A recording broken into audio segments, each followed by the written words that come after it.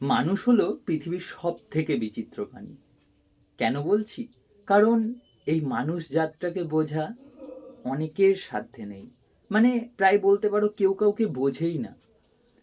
হয়তো আমিও তোমাকে নয়, তুমিও আমাকে নও। হয়তো কেউই কাউকে নয়। আমি আমার মা বাবাকেও নই।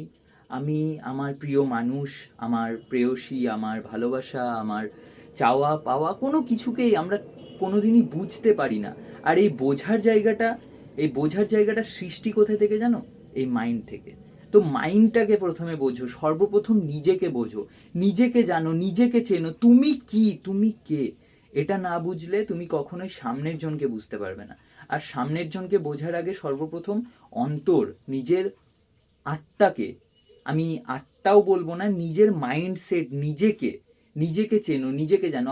আমরা সারাক্ষণ না পরের সঙ্গে কথা বলতে, অন্যের সাথে গল্প করতে, অন্যের সাথে একটু হাসি মজা করতে, বা আমাদের যদি কেউ কল লিস্টে থাকে, তাকে প্রিয় মানুষ হোক বা যে কেউ হোক না কেন, তাদের সাথে কথা বলতে, সময় কাটাতে আমরা ভীষণ ভালোবাসি।